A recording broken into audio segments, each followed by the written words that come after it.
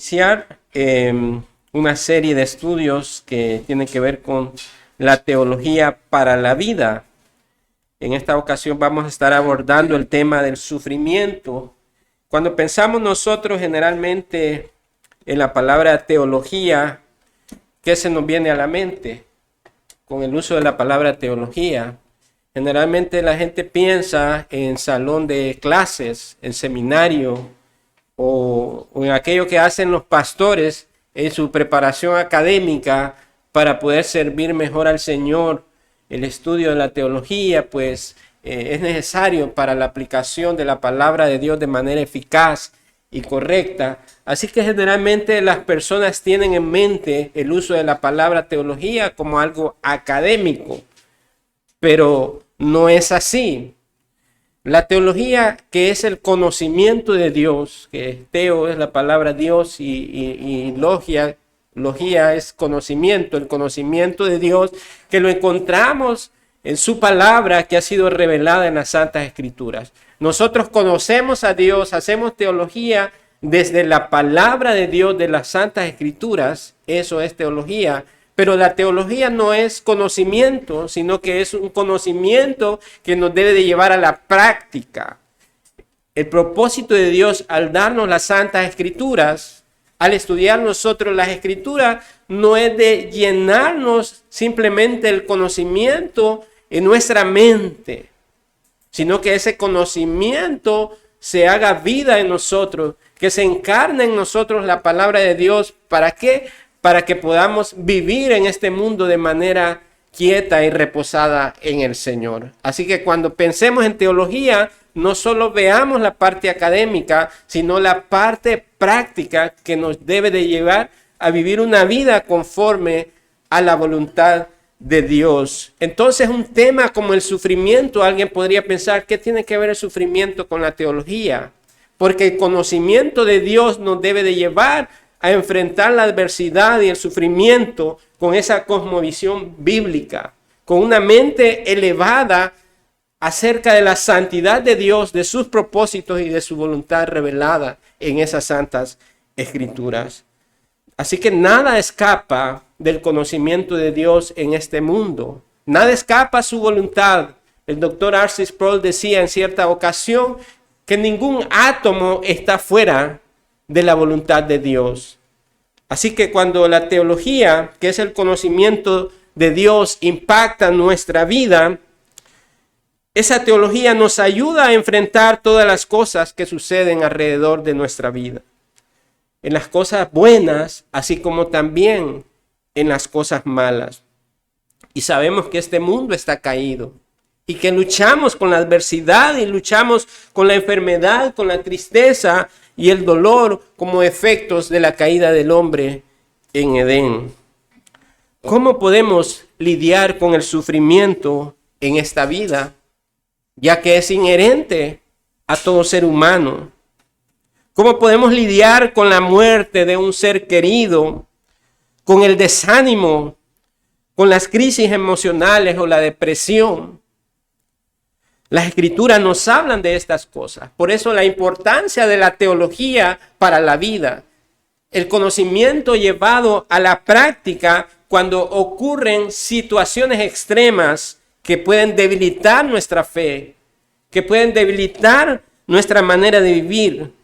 Las Escrituras nos hablan de estas cosas y nos enseñan a vivir superando cada obstáculo en la vida para hacerlo conforme a la voluntad de Dios, aquello que traiga gloria a su nombre.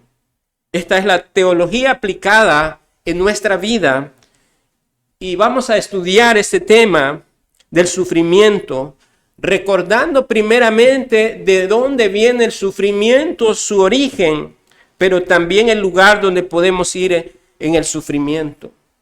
Así como el ejemplo de Cristo mismo lidiando con sus sufrimientos, como el siervo sufriente profetizado en Isaías 53 y que lo manifiesta de manera vívida en Marcos en el capítulo 14. Entonces estudiemos el origen del sufrimiento, a dónde debemos ir cuando estamos en estos sufrimientos, así como el ejemplo que Cristo nos da al haber vivido como un siervo sufriente en este mundo. ¿De dónde proviene el sufrimiento, mis hermanos? ¿Acaso no viene de la misma caída en Edén, cuando nuestros primeros padres desobedecieron la palabra de Dios? Nos dice Génesis capítulo 3, verso 14 al 19. Encontramos que el sufrimiento viene a causa del pecado. Nos dice, y Jehová Dios dijo a la serpiente: por cuanto esto hiciste, maldita serás entre todas las bestias y entre todos los animales del campo. Sobre tu pecho andarás y polvo comerás todos los días de tu vida. Y pondré enemistad entre ti y la mujer, y entre tu simiente y la simiente suya. Esta te herirá en la cabeza, y tú le herirás en el calcañar. A la mujer dijo: multiplicaré en gran manera los dolores en tus preñeces. Con dolor darás a luz los hijos, y tu deseo será para tu marido, y él se enseñoreará de ti. Y al hombre dijo: por cuanto obedeciste a la voz de tu mujer y comiste del árbol de que te mandé, diciendo: no comerás de él, maldita será la tierra por tu causa. Con dolor comerás de ella todos los días de tu vida, espinos y cardos te producirá, y comerás plantas del campo. Con el sudor de tu rostro comerás el pan hasta que vuelvas a la tierra, porque de ella fuiste tomado, pues polvo eres, y el polvo volverás. Esa causa de la caída del hombre, de la desobediencia a Dios, de la intromisión del pecado, es que sus efectos fueron devastadores, no solamente para el hombre, sino que la tierra fue sujeta a maldición. Y ahora las bestias se vuelven en contra del hombre a causa del pecado del hombre. La violencia y toda la clase de sufrimiento que se deriva de ello, ya Dios dijo a la mujer: con dolores de parto darás a luz tus hijos. Así que cuando una mujer pare es un recordatorio de Edén. Así que cuando nosotros en nuestras labores sudamos y nos esforzamos y nos cansamos, debe de ser un recordatorio de Edén, de la caída del hombre. Todos los sufrimientos que pasamos en esta tierra nos recuerdan la caída de Edén y sus efectos devastadores. De manera que el pecado trajo como consecuencia la maldición, el sufrimiento a la raza humana. Generalmente las personas dicen: ¿por qué hay tanto sufrimiento? Y levantan el puño contra Dios diciendo: Dios, tú eres el culpable de que haya este sufrimiento. ¿Por qué niños abandonados? ¿Por qué las guerras? Y el hombre, la criatura, comienza a levantar su puño contra el Creador. Pero no piensa que el hombre está bajo maldición. Si el mejor representante de los hombres en ese estado de inocencia pudo desobedecer la palabra de Dios, el mandamiento de Dios, ¿qué le hace pensar que nosotros pudimos haberlo hecho mejor? Así que los efectos fueron devastadores. Por lo tanto, nadie quiere sufrir en este mundo. Todos quieren huir del sufrimiento. Todo mundo quiere experimentar paz y felicidad a cada momento. Queremos hacer todo lo posible para no sufrir en este mundo. Pero debemos recordar esta mañana que si los efectos de la caída abarcaron a toda la raza humana y Dios por medio de Cristo ha redimido a un pueblo para sí, aún como cristianos vivimos en este mundo caído y tanto los malos como los justos estamos sujetos a esta humillación y estas miserias del sufrimiento por causa del pecado. Si no, recordemos al justo Job, un varón recto delante de Dios, pero que fue sujeto a padecimiento y a sufrimiento. No le eximió del sufrimiento. Pensemos en Pablo también, en sus sufrimientos por causa del evangelio. Así que el cristiano no está exento al sufrimiento y al padecimiento. Solo que el cristiano padece ahora por causa de Cristo. pero tanto justos e injustos en este mundo habrán de sufrir. El Señor Jesucristo también no estuvo exento al sufrimiento en su ministerio terrenal. Así que pueda que en esta mañana usted pueda estar pasando por momentos de sufrimiento.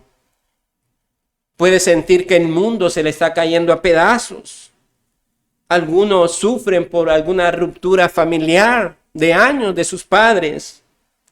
Puede que estén en un grave problema financiero. O está sufriendo por un problema emocional o una traición.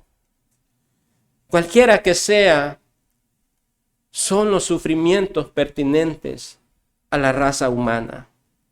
Todo ser humano está sujeto a esta miseria de sufrimiento.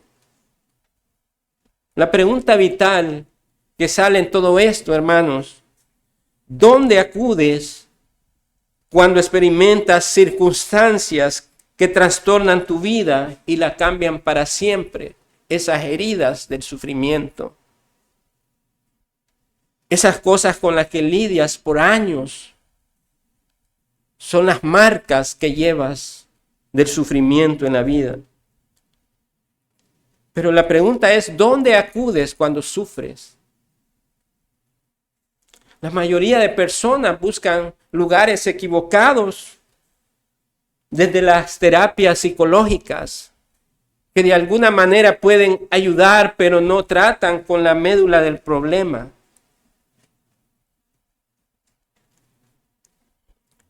Pueden sentirse bien por un tiempo, pero luego regresa el problema, porque la raíz del problema no está en la psicología, no puede llegar a lo profundo del corazón del hombre. Otros acuden a malos consejeros, donde los invitan a lidiar sus penas con el alcohol, las drogas, haciéndoles más miserables que antes. Los amigos dicen, no te preocupes, ve y vamos a disfrutar, vamos a la fiesta. Tómate una copa para que puedas lidiar tus penas. Pero eso le llevó aún más a un estado de depresión, a hacerlo más miserable. Porque el hombre no escapa de sus sufrimientos y sus problemas. Otros van a lugares extremos buscando a los curanderos y a los brujos que les hagan limpias, que les hagan cualquier trabajo que pueda liberarlos del sufrimiento en que se encuentran. Todas estas cosas vuelven más miserable a los hombres. Lo vuelven peor que en el estado que se encontraban. Pero cuando la vida se hace pedazos, entonces, ¿cuál es el único lugar o refugio en que el hombre puede encontrar verdadera liberación y paz para el alma? El único lugar donde los hombres pueden acudir es al Señor Jesucristo. Él es el único que verdaderamente entiende al hombre en sus sufrimientos, en sus miserias en esta vida presente. Él es el varón experimentado en quebranto, nos dice Isaías 53. Se hizo carne por nosotros, quien vivió nuestras miserias, al igual que usted y yo. Conoció de cerca el sufrimiento durante su tiempo en esta tierra. Por lo tanto, hermanos, ¿quién sino el Hijo de Dios puede compadecerse de las debilidades del hombre? Hebreos 4:15 nos dice que no tenemos un sumo sacerdote que no pueda compadecerse de nuestras debilidades, sino uno que fue tentado en todo según nuestra semejanza, pero la diferencia que sin pecado. Cristo, el sumo sacerdote, hermanos, tiene simpatía por nuestras debilidades a causa de que Él mismo fue puesto a prueba en calidad de hombre como nosotros. A eso se refiere el texto de Hebreos. Él puede compadecerse porque Él vivió la misma experiencia del sufrimiento tomando el ropaje del hombre. ¿Por qué razón? Porque era necesario que así fuese. Porque Él es el Cordero sin mancha que quita el pecado de este mundo. Y era necesario que el Verbo se encarnara y padeciera, que fuera sin mancha, que viviera la vida que nosotros debíamos de vivir obedeciendo la ley de manera perfecta.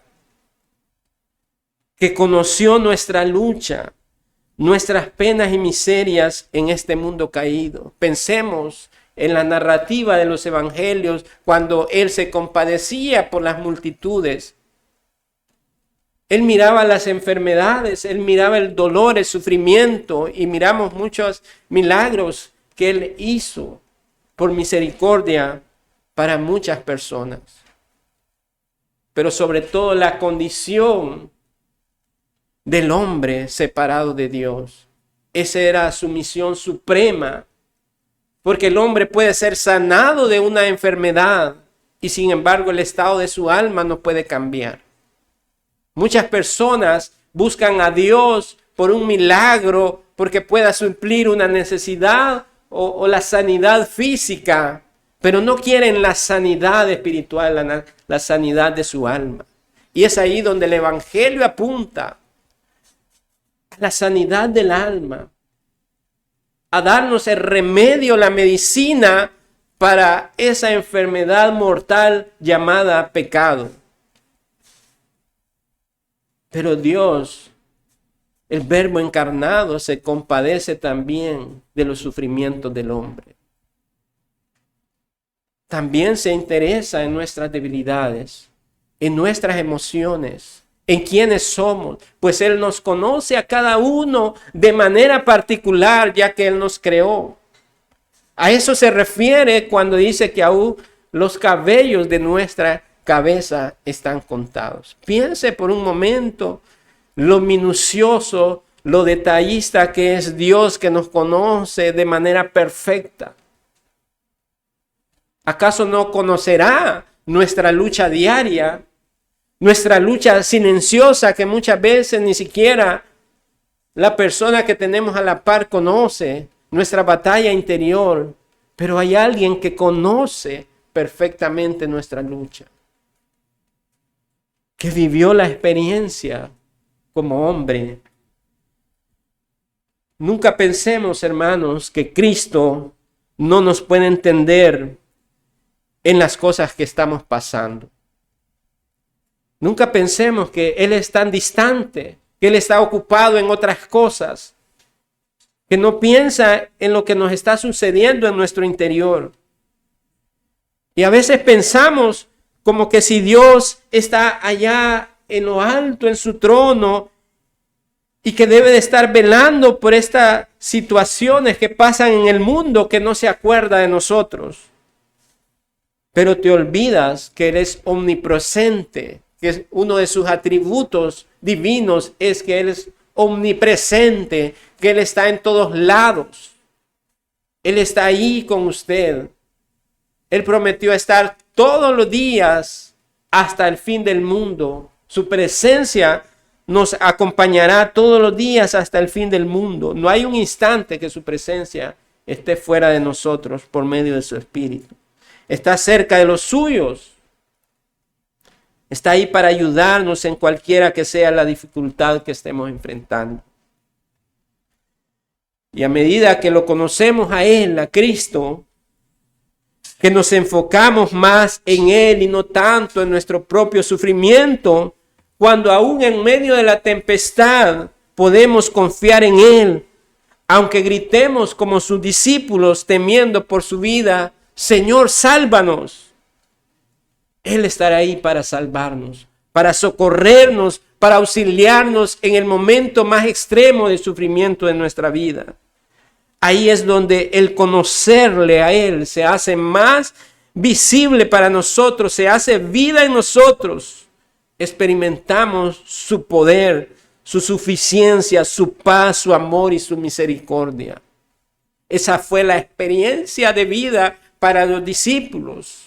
Ellos lo tuvieron de manera personal, sin embargo, todavía no conocían el carácter de su persona.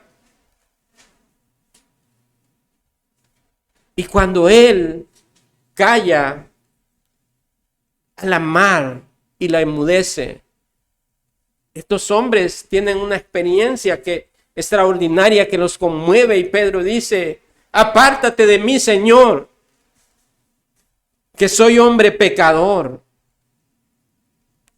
Él ve la majestad de Dios en la persona de Jesucristo, su divinidad. El Dios encarnado estaba con ellos. Sin embargo, lo estaban viendo solamente de manera carnal. Y muchas veces nosotros podemos estar teniendo una concepción acerca de Cristo muy carnal, muy humana. Necesitamos verlo a Él en su majestad, en su poder, en su omnisciencia, en su omnipresencia. Saber que Él está con nosotros, que el Dios vivo y verdadero nos acompaña en medio del sufrimiento por cualquier cosa que estemos pasando. Dios está ahí para escucharnos, para ir en nuestro auxilio cuando clamamos a Él y confiamos en Él en medio del sufrimiento. Entonces la palabra viva se hace carne en nosotros a través de la experiencia del sufrimiento. Piensa, hermano o amigo, que aún no le conoces, cuán precioso es Cristo para el alma de los hombres, cuán valioso que trasciende todo el sufrimiento de este mundo. Por lo tanto, tú que no conoces al Señor, no vivas sufriendo en este mundo sin Cristo, porque no tendrás esperanza alguna. No puedes soportar los embates de la vida sin Cristo.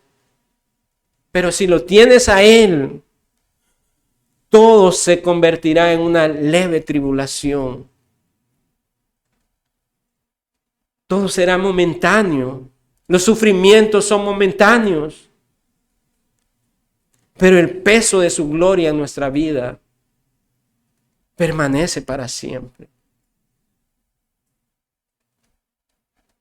¿Cómo puedes confiar en Cristo antes que cualquier otro camino para enfrentar el sufrimiento? ¿Cómo puedes confiar en Cristo cuando sufres? En primer lugar, veamos que podemos confiar en Cristo porque Jesús entiende el sufrimiento por experiencia propia. Hoy solo vamos a desarrollar algunos incisos que se desprenden de este punto. Yo puedo confiar en Cristo. ¿Por qué? Porque Jesús entiende el sufrimiento por experiencia propia. Ninguna de las religiones del mundo nos habla acerca de un Dios encarnado, de un Dios que tomó forma de hombre y experimentó el quebranto para cumplir una misión redentiva. No lo va a encontrar usted en el Corán, no lo va a encontrar usted en el budismo, en el hinduismo. Solamente el cristianismo manifiesta esta verdad del Dios encarnado, que vivió la experiencia de hombre para venir a rescatarnos y librarnos de nuestras propias miserias. ¿A dónde vemos el sufrimiento del Señor Jesucristo que profetizaba Isaías 53, sino en el huerto Getsemaní? El huerto Getsemaní proporciona una imagen vívida del sufrimiento del Señor Jesucristo. Ahí lo vemos en uno de los retratos más personales y sensibles de Jesús en toda la Biblia. Este es uno de los pasajes que el Señor nos permite ver su sufrimiento. Antes del arresto y la crucifixión, su alma está abatida, está en constante oración, en agonía. Es en el huerto Getsemaní, Jesús se enfrenta a la inminente y terrible muerte en la cruz. Y no solamente lo que estaba pasando a nivel interno en su vida, que no podemos tener ni siquiera una imaginación clara de lo que él estaba sufriendo internamente, sino que su comunidad le ha dado la espalda. Uno de sus amigos ya lo traicionó. Piensa en todos estos factores que también tiene a su alrededor con amistades. Sus amigos lo abandonaron también. Ni siquiera ellos podían permanecer despiertos mientras Jesús le ruega al Padre que si es posible aparte de él esa copa en Marcos 14:36.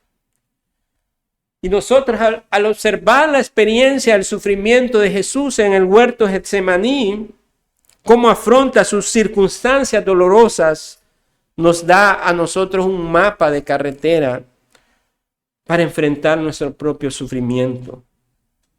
Un mapa que incluye realismo, sinceridad y confianza en la bondad del Padre Celestial en medio de la angustia abrumadora. Como cristianos, hermanos, somos llamados a imitar a nuestro mayor ejemplo, el Señor Jesucristo, quien mostró la realidad de una batalla en sufrimiento, que no escondió el sufrimiento. ¿Cómo lo enfrentó el Señor Jesús? Miremos en primer lugar cómo afronta de manera real la situación tan terrible que estaba viviendo. El Señor Jesús no escondió lo que estaba sucediendo en su vida. No fue en un lugar a esconderse y ver que mis discípulos no me vean tan frágil en mi sufrimiento, porque yo soy el Dios encarnado. No, él no escondió la realidad de lo que estaba sucediendo. Nunca pretendió aparentar su perfecta espiritualidad. Él se dejó ver en su angustia delante de sus discípulos, aunque ellos tristemente estaban ahí más pensando en el cansancio físico y en su deseo de dormir. ¿Qué nos dice esto, hermanos? Que hay personas que esconden su realidad, son herméticos, no quieren aparentar que están derrotados, que están débiles, no se quieren quebrar, todo por la apariencia de la espiritualidad. Algunos pastores o líderes incluso les dicen a sus ovejas que no deben llorar, que eso es debilidad.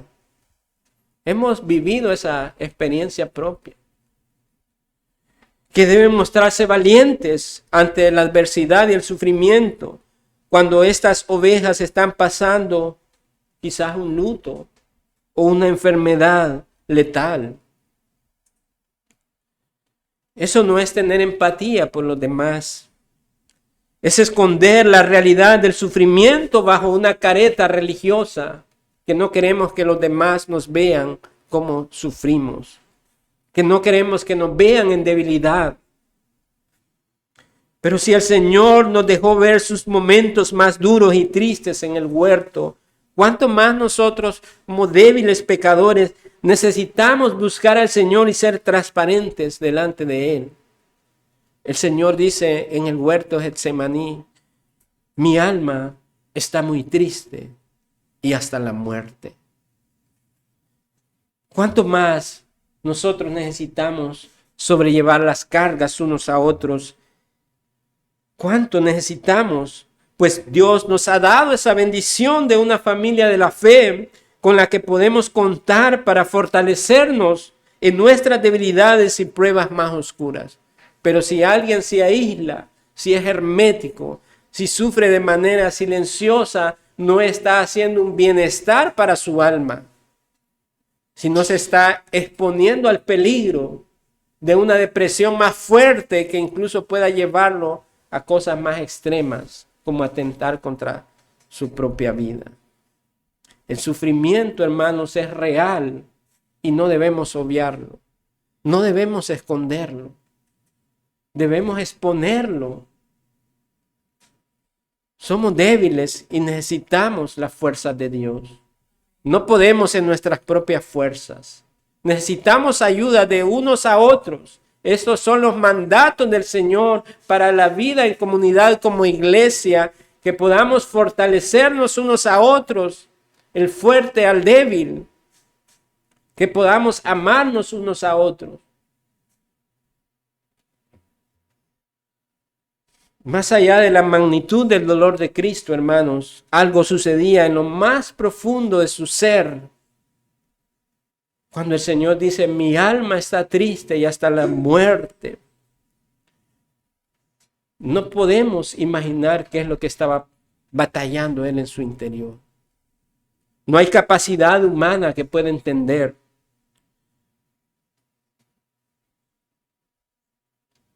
Pero hermanos, podemos mencionar también dos grandes peligros en la vida cristiana con respecto al sufrimiento. El primero está en levantar montañas donde no la hay. Hay gente que levanta montañas y hace de todo un caos, un sufrimiento donde no lo hay. Pero el segundo es fingir que no hay montañas donde sí las hay, negar el sufrimiento. Y nos vamos a enfocar y nos estamos enfocando en el segundo. En este caso estamos lidiando con el segundo peligro. Ningún creyente le llama indigestión al cáncer. Tampoco le llaman separación de prueba al divorcio. Son situaciones reales sucediendo a nuestro alrededor que están haciendo pedazos la vida de muchas personas. ¿Y en cuántos de esos casos la misericordia de Dios ha llegado a esas vidas a través de las nuevas buenas del Evangelio? Personas que estaban de repente pasando situaciones extremas, como una enfermedad letal del cáncer, y que ya al borde de la muerte el Evangelio fue la gran noticia para sus vidas y pudieron recibir del Señor la gracia en la salvación en Cristo.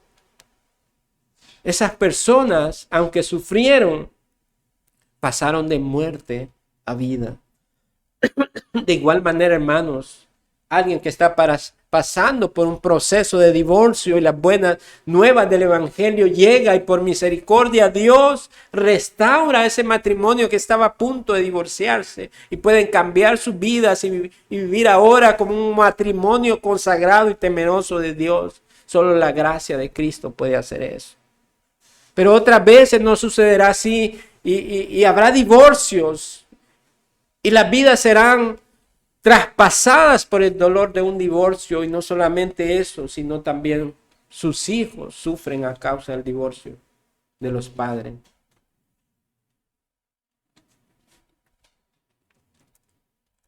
Estas son cosas reales con las que estamos ahí luchando y que nadie está exento de ello. El pecado nos asedia, el pecado asedia al cristiano y puede llegar a tocar la puerta de nuestra vida. ¿Y qué vamos a hacer, hermanos? Cuando seamos traspasados por el dolor del pecado, por la aflicción de nuestra alma, por haber traicionado a nuestro maestro y deshonrado a él. El pecado trae sufrimiento al cristiano. Muchas personas que han caído a causa de su pecado, les ha costado una vida levantarse.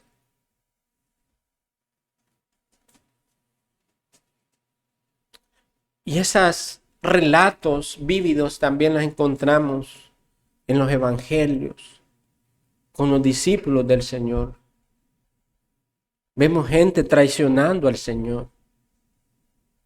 Vemos a Pedro, el osado Pedro, valiente Pedro, diciendo, yo voy a poner el pecho por el Señor. No importa que se vayan todos, pero aquí voy a estar, Señor, te voy a defender.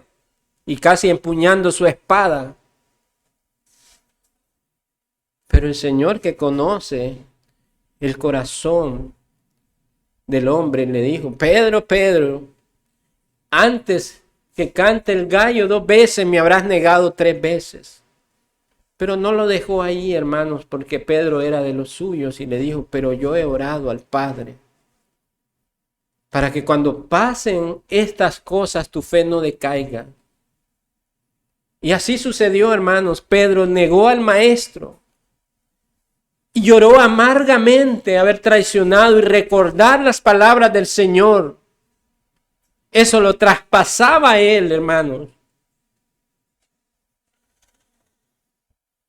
Esas palabras de Pedro y el sufrimiento de Pedro amargo por el pecado, a veces son nuestras experiencias cuando pecamos delante de Dios. Nos sentimos traspasados y sentimos como que las palabras del Señor a Pedro nos las está diciendo a nosotros también. Y sufrimos amargamente por haber deshonrado al Señor. Pero también como Pedro sentimos la misericordia de Dios. He orado por ti para que tu fe no decaiga, porque a los suyos el Señor sostiene aún en el sufrimiento, en la tempestad. No caeremos aún a causa de nuestros pecados y nuestras traiciones al Señor. Los sufrimientos para el cristiano muchas veces vienen a causa del pecado. Eso nos aflige, hermanos. Y recordamos vez tras vez como Pablo en su batalla interna contra el pecado decía: miserable de mí, ¿quién me librará de ese cuerpo de muerte, de corrupción? Esa es nuestra oración cuando nos encontramos en momentos así. Y vamos ahí al Señor y confiando y damos gracias porque Él nos librará de este cuerpo de muerte. Entonces el cristiano padece en Cristo. Aún nuestro pecado, Dios lo transforma para nuestra purificación y santificación. Otras veces los sufrimientos serán a causa del testimonio de nuestra fe, cuando nuestra familia se vuelve en contra nuestra, hermanos. Cuando alguien se convierte, viene la luz del Señor a esa vida y vive en medio de una familia impía, ahí es donde comienza la batalla del cristiano, que somos aborrecidos, nos convertimos en un espectáculo, en un chiste para ellos. Y a veces nos sentimos agobiados y tristes por nuestros familiares que deshonran y blasfeman el nombre de Dios. Algunas veces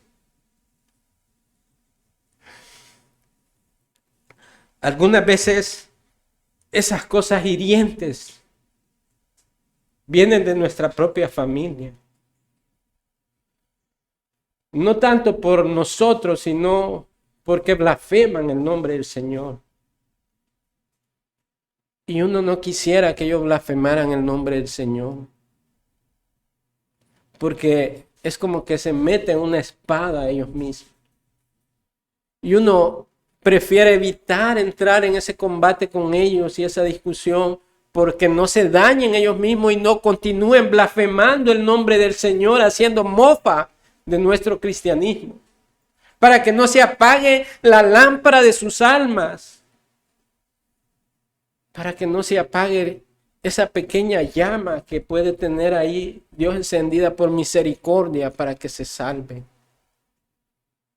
Entonces uno toca tragarse las blasfemias y orar por ellos para que el Señor en su gracia les perdone.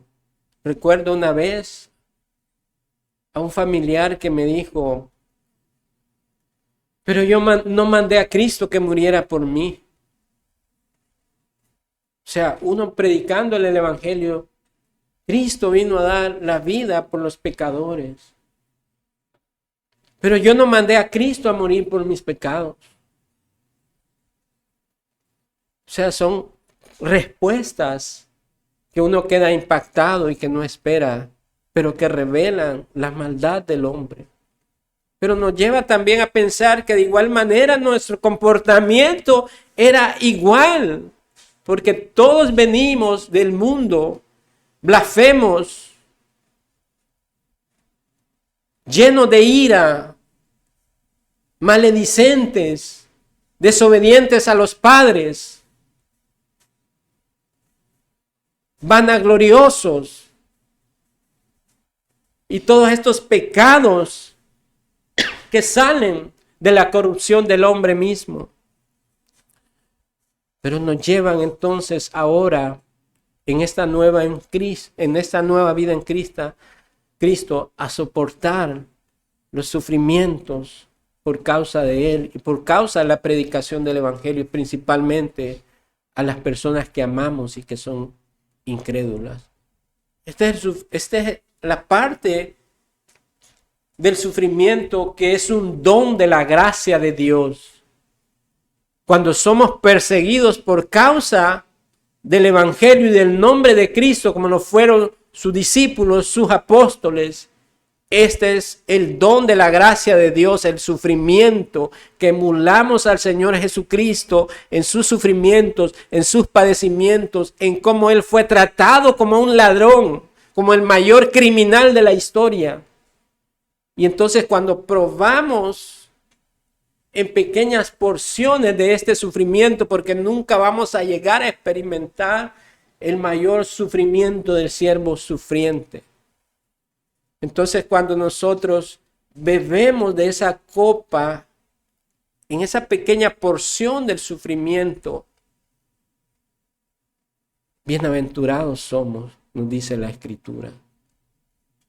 Y podemos, en lugar de sentir quebranto y dolor, sentir gozo porque padecemos por causa del nombre de Cristo. Ese es el sufrimiento que nosotros debemos padecer como cristianos. No es un sufrimiento que lo buscamos como un loco que anda buscando el sufrimiento.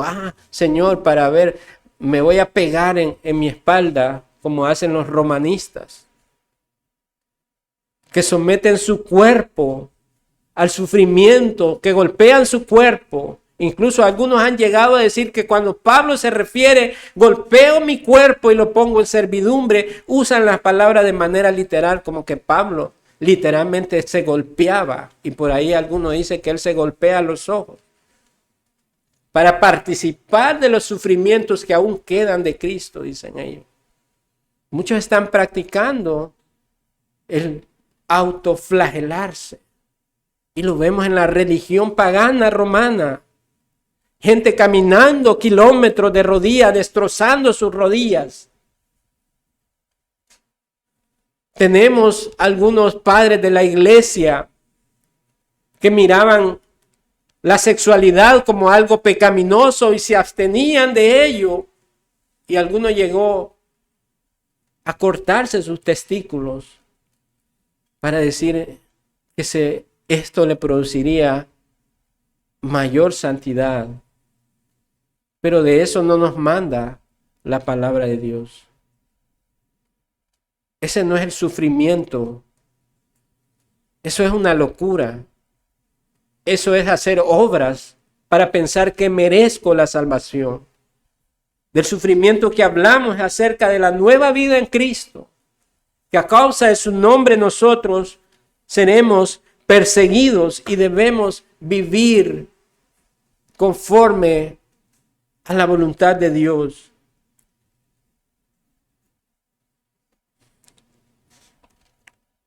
También podemos observar el pedido de Jesús al afrontar su situación terriblemente dolorosa en Getsemaní.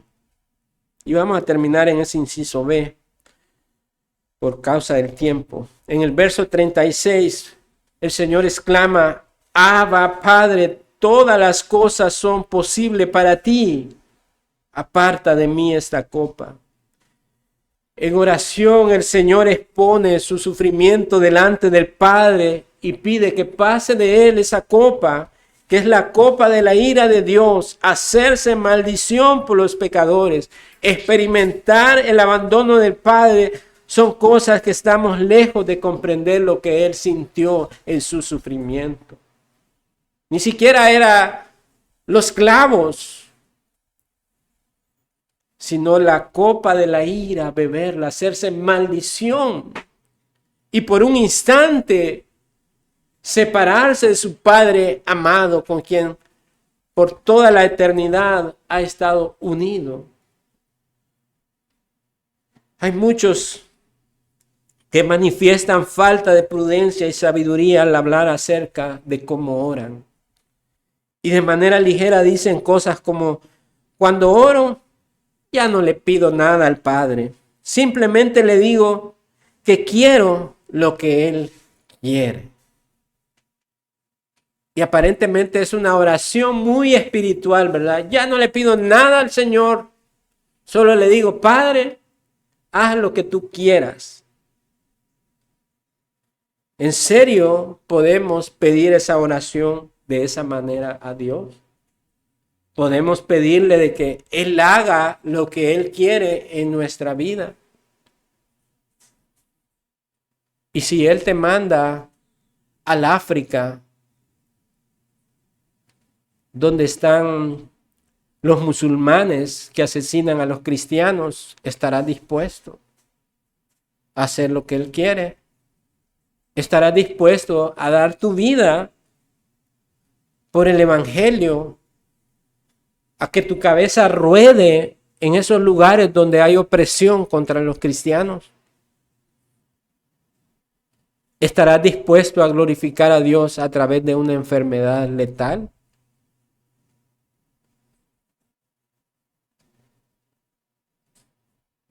Mateo 10, 28,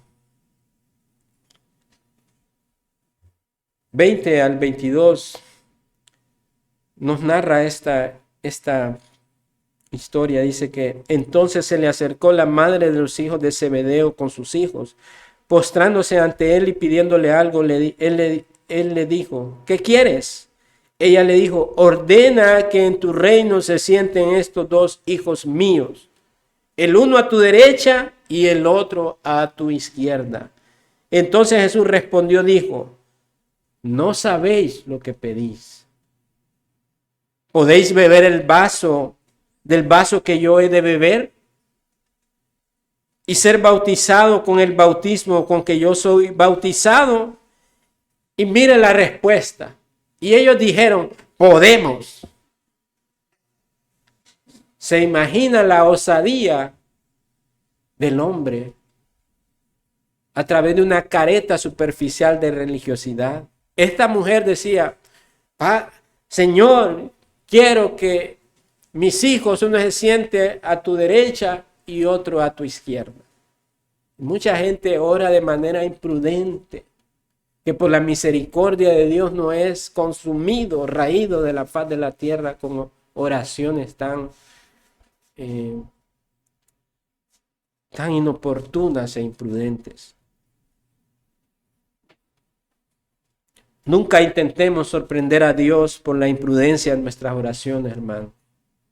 Para pretender parecer súper espirituales, Dios está más interesado en moldearnos, en purificarnos, y no nos rechaza cuando vamos a Él con corazones atribulados, necesitados. Al contrario, a Él le agrada el corazón contrito y humillado. Cualquier cosa lo suficientemente grande como para afligirte es también lo suficientemente grande como para afligir al Padre. Jesús no dijo: Padre, dejaré todo esto en tus manos. Esto como una actitud pasiva, como muchas veces nosotros podemos actuar. Si estoy pasando por esto, decimos: sí, Señor, estoy pasando por esto. Pero allá ve tú, Señor, cómo lo resuelves. Yo aquí me sentaré a esperar nada más. No debe ser nuestra actitud esa en la oración al acercarnos a Dios, una actitud pasiva, como decir simplemente: Señor, ahí lo dejo en tus manos y a ver cómo lo resuelves. Y yo ahí tranquilo. No somos llamados a tener una actitud pasiva ante lo que nos está pasando, sino a lidiar con nuestra lucha en oración constante delante del Señor. ¿Qué dijo Jesús? En esencia expresó: Padre, tengo temor, sácame de este desastre.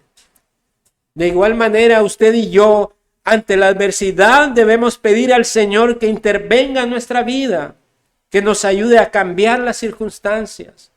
Ese es el enorme privilegio que tenemos como hijos de Dios, que Él escucha nuestras oraciones. Y no solo eso, se complace en escucharnos, por muy torpe que nuestras oraciones sean, o que en momentos no sepamos ni qué decir. El Espíritu Santo dice, intercede por nosotros con gemidos indecibles y nos ayuda a orar delante de Dios. Él se complace en escucharnos. Y finalmente, bueno, no digo finalmente porque iba a pasar al siguiente inciso. Finalmente llegamos a esta parte de nuestro estudio. Hemos visto el origen del sufrimiento. Dijimos que es a consecuencia del pecado. Hemos visto a dónde el hombre puede ir en su sufrimiento. ¿Cuál es su refugio? Que no son las drogas, no es el alcohol, no es la psicología, no son los brujos, los hechiceros, sino la persona del Señor Jesucristo, quien dijo, yo soy el camino, la verdad y la vida. Hemos visto la realidad del sufrimiento del Señor Jesucristo en el huerto de Getsemaní, y en 2 incisos vimos acerca de cómo Él lidió con el sufrimiento interno en oración constante con su Padre. De manera que nosotros somos llamados a imitar al siervo sufriente y padecer como cristianos, glorificando a Dios en todas las cosas y gozándonos aún en la adversidad, sabiendo que Dios escucha cada oración de su pueblo. Oremos en esta mañana. Padre amado, gracias, Señor, porque el conocimiento de tu palabra es verdad, Señor, y nos ayuda a vivir de manera piadosa, de manera que nos lleve una y otra vez a depender de ti en oración, pero con una oración sincera, sin una superficialidad, Señor, sino exponiendo nuestra debilidad, nuestra torpeza muchas veces, reconociendo cuán frágiles somos, que aún necesitamos el impulso del Espíritu para saber cómo pedir y orar a cómo conviene, Señor. Ayúdanos, Padre, y ayuda a cualquier hermano en esta mañana que pueda estar padeciendo un sufrimiento, algunas veces de manera silenciosa. Ayúdale a que pueda ir al refugio eterno que es la persona del Señor Jesucristo, y ayúdale a tener valentía para poder compartir su sufrimiento con otros, para que puedan orar unos por otros, para que puedan ser bendecidos, Señor, a través de la oración, Padre, y sean fortalecidos, Señor. Guarda a las personas de cualquier intento, Señor, de ir más allá, de quitar su propia vida, porque la gente está sufriendo afuera, Señor. Que puedan ver en ti, Señor, que tú eres la vida eterna y que en ti hay gozo y salvación perpetua, Padre. Oramos estas cosas en Cristo Jesús, Señor. Amén. Amén.